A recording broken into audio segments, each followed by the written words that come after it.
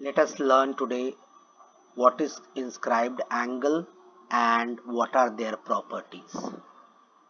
So first one, inscribed angle based on their theorems and corollaries. Let us learn first what exactly is an inscribed angle.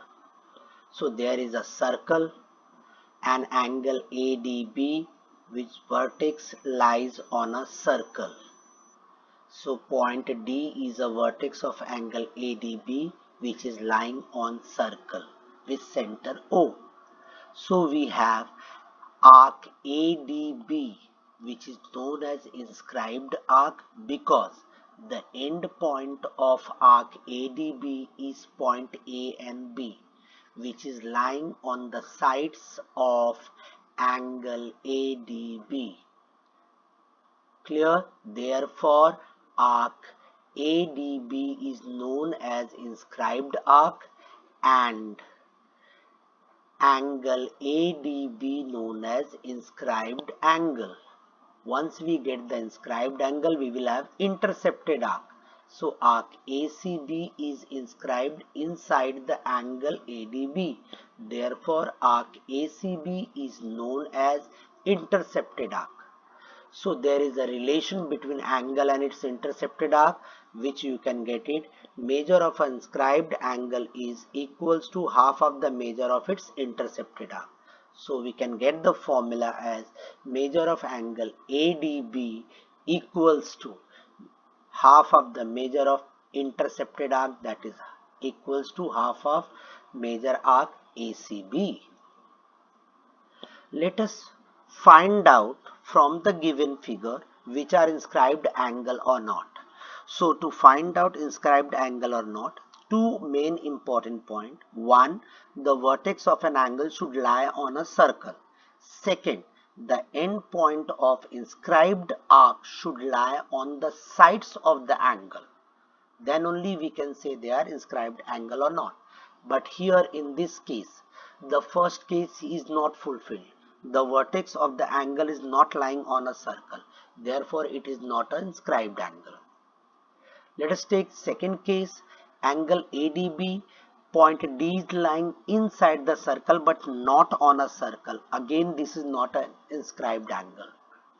Here if I say angle ADB, so its vertex is lying on the circle. So the first point is fulfilled. Let us check about its inscribed arc. So arc ADB whose end point and A and B, they are lying on the sides of angle ADB. Therefore, both the conditions are fulfilled. Therefore, the angle ADB is an inscribed angle. One more example. Again, the vertex of angle ADB is lying on a circle in this case. So the first part is fulfilled. But what about the end point? End point of inscribed arc, that is DE, the bigger one, whose end point is D and A. They are not lying on the sides of the angle. One is lying on the vertex and the other is lying on the side. Point A is on the side of the angle and point D is on the vertex. So it is not an inscribed angle. Now we have angle formed outside, though we have to intercept. So it is not a inscribed angle. So I hope by this you are clear that what is inscribed angle. Now let us learn some corollaries of the inscribed angle theorem. So we have a circle, in that we have a chord, angle subtended by this chord on the same side. Again I am talking about inscribed angles only. See here it is central angle, now it has come inscribed angles. Angle ACB is an inscribed angle, angle ADB is an inscribed angle. They are subtended by chord AB on the same side. So that's why they are congruent. So we have angle ACB congruent to angle ADB. Now angle subtended by semicircle. Once it is semicircle means what we will have? Diameter. So diameter divide the circle in two parts. Each part is known as semicircle and we have one arc, semicircular arc as AXB, and the second one is AYB. So these are the two semicircular arc. Now we have to take any point P on one of the semicircle, that is circle AXB, and when we draw a angle which is subtended by AB on point P, it is nothing but the angle inscribed inside the semicircle, or the angle subtended by a semi-arc AYB. Now we will find out its measurement, which is a right angle. We will see that also. If you see here, angle QRP is an inscribed angle. Why? Because vertex is lying on a circle. The two sides have an endpoint. Inscribed arc is QRP, and Q and P are lying on side of the angle QRP. The intercepted arc will be your semicircle. So automatically if you check it, it is forming a right angle. So angle inscribed inside the semicircle, or angle inscribed intercepted by inside the semicircle, is a right angle. Now what happens when the angle is formed outside? So the arcs you can see DXE and BYC. Again I am telling you, this is not the inscribed angle. How to find out the formula directly I am giving you. Major angle BAC equals to half the sum difference between the major of intercepted arc. Difference between the major of intercepted arc, either you can write down half into arc BYC minus DXE, or DXE minus BYC. Because we are not finding out here greater and smaller, we are saying that difference. Now let us find out how to remove the measure of angle BAC. So we have to join DC, point DC. When we join, we get two inscribed angles. One is DCE, other one is BDC. So let us take angle DCE, half the major arc DXE, and other inscribed angle is BDC. So it has half the major arc BYC. Now we have to find out angle here DAE. So we get the triangle DAE in which BDC is a exterior angle. Therefore, by remote interior angle theorem, we can say major angle BDC equals to major angle DAE plus major angle DCE. Now we will substitute for it. So BDC will be replaced by half of major arc BYC, and DCE will be replaced by its half major arc DXE.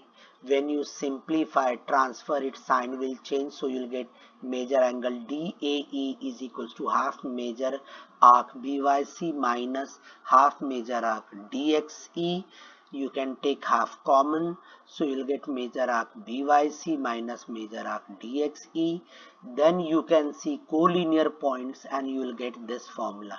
Major angle BAC equals to half the major angle arc BYC minus major arc DXE.